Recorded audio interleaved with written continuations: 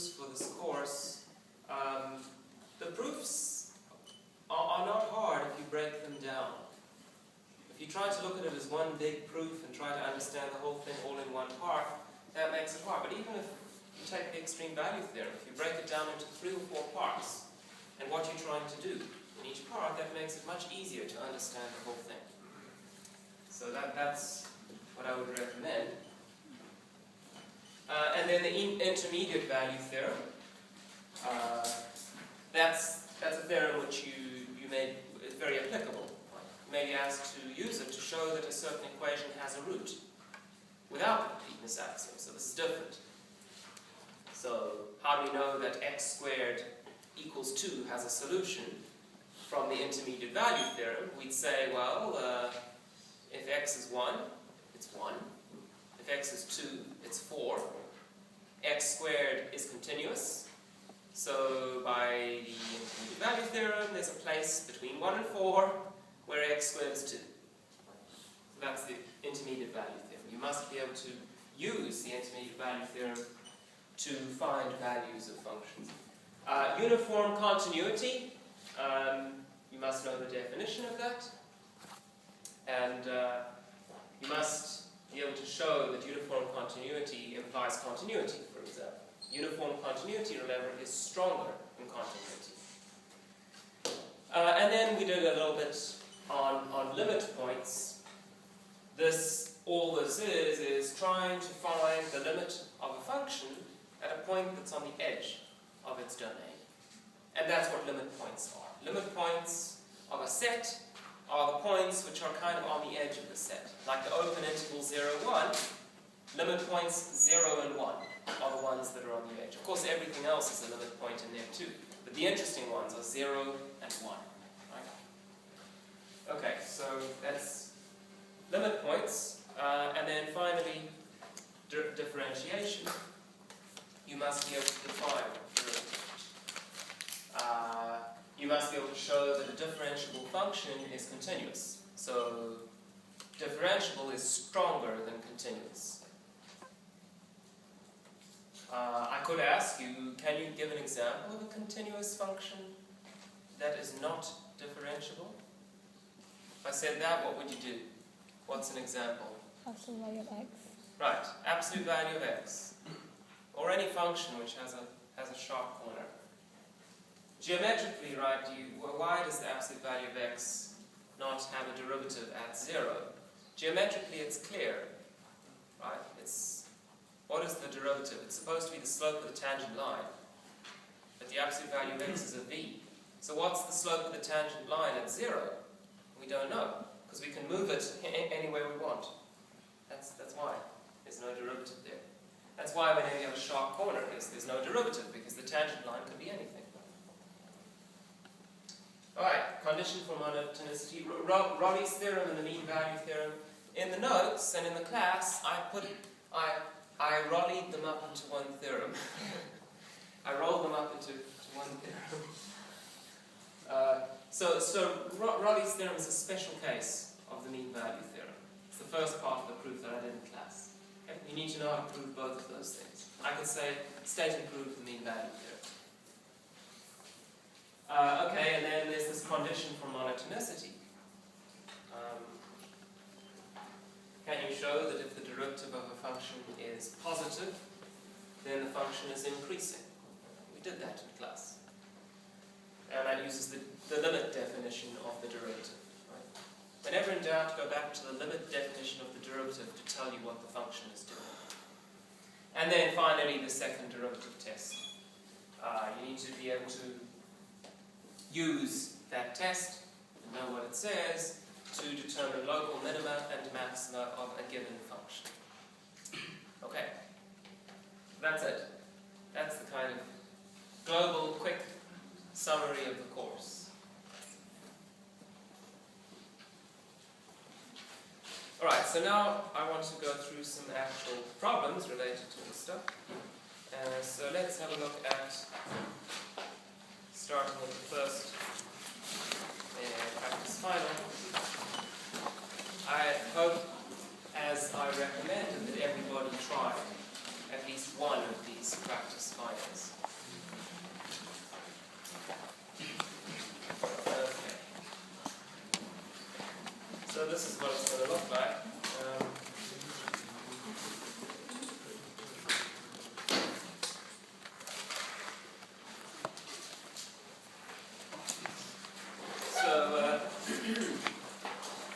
The first question is all about completeness, the completeness axiom.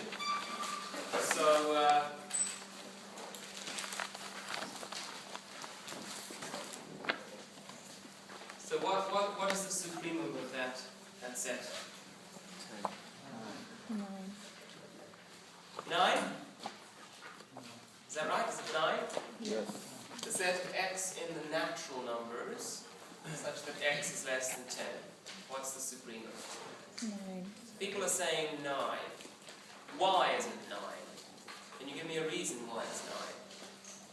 The next number could possibly be 10. Okay.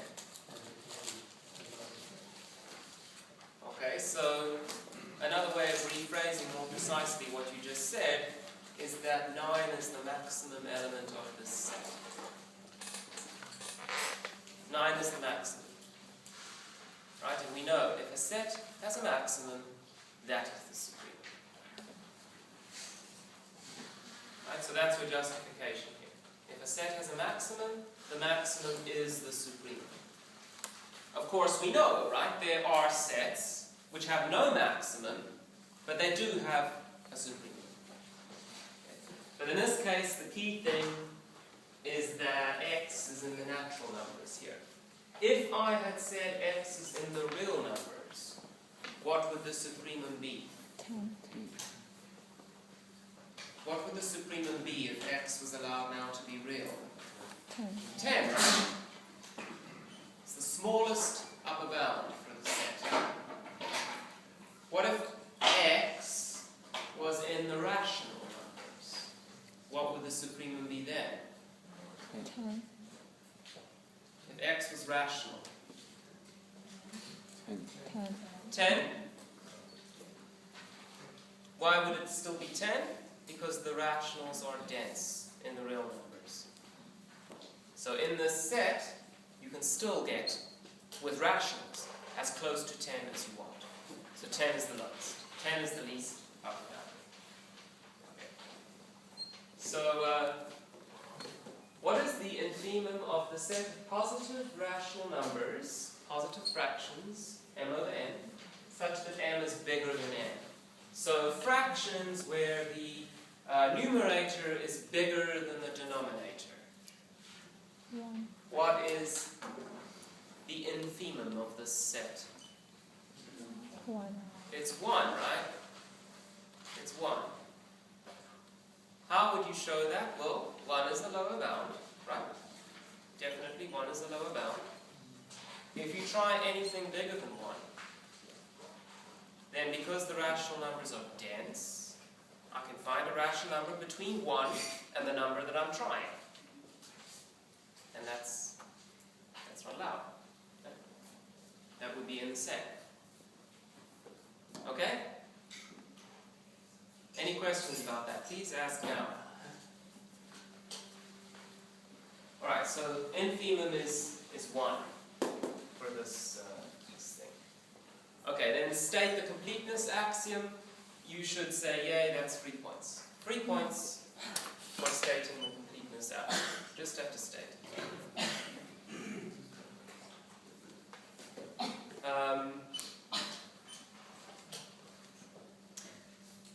2 years ago, in 2010, I had a question like this on the exam, and the student responded very strangely. I didn't know how to grade this. I had to give 0, but I thought it was very original. The student just said no. State the completeness axiom. No.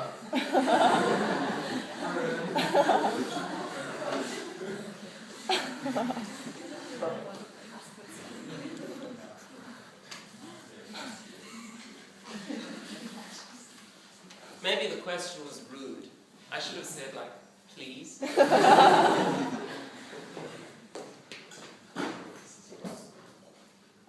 Okay, so now that you've got axiom. We want to prove that this equation has a solution. So that question I want to do here. Let's do it carefully. So the first step, of course, would be we want to define a set of real numbers whose supremum is going to be the answer. Right? That's how we do this. So what set of real numbers could I pick? Well, let's let S be the set of x, real number, such that x squared plus x is less than 1. Right? It would be natural to expect that the supremum of this set has x squared plus x equal to 1. So, to use the completeness axiom, as is stated there, we have to show that this set has a supremum. Why does this set have a supremum?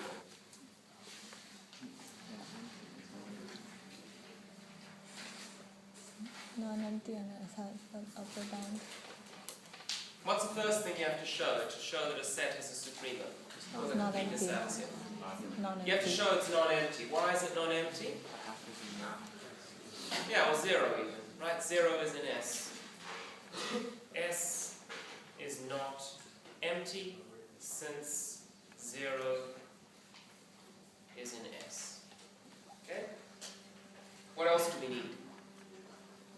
Upper bound. We need an upper bound. So how do we show that this set has an upper bound? Well, we guess. What is a good upper bound for this set? 1. How about 1? But we have to prove it. We can't just say, oh, well if x is 1, 1 squared plus 1 is bigger than 1 and so it's an upper bound. No. You have to show that that works. How do you show that that works? Pick any number that's greater than or equal to 1 and show that this is not true. So in other words, every number from 1 upwards is not in the set. So that means 1 is an upper bound of the set. So let's do that. If x is greater than or equal to 1, then x squared plus x is obviously greater than or equal to x, because x squared is positive, and is greater than or equal to 1. That's what we're saying. So there we go. So x is not in S. You take any number greater than or equal to 1, it's not in the set. That's it. So 1 is an upper bound for S, and that's it, right? That's, we can now say by the completeness axiom, by C, sigma equals supremum of S exists. And now we want to show that that supremum is satisfying the equation. By the positivity axioms, there's only 2 possibilities. Either it's, or 3. Either it's, we're done. Either it satisfies the equation, or it gives you something that's less than 1, or something that's bigger than 1. So let's do these by cases. If sigma squared plus sigma is bigger than 1, we want to get a contradiction. How do we get a contradiction? We will lower the supremum. We will find something smaller than sigma that is still an upper bound for the set, and that would be a contradiction. So how do we do that? Well, we just try some number smaller than sigma, and we don't know what it's going to be in advance, so we just write it as an equation.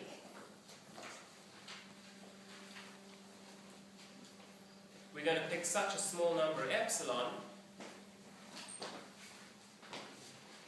such that this is still bigger than 1. Right? So what epsilon could I pick to make this bigger than 1? Well, we should write this as sigma squared plus sigma, and now we fill in all the remaining terms. 2 epsilon sigma minus epsilon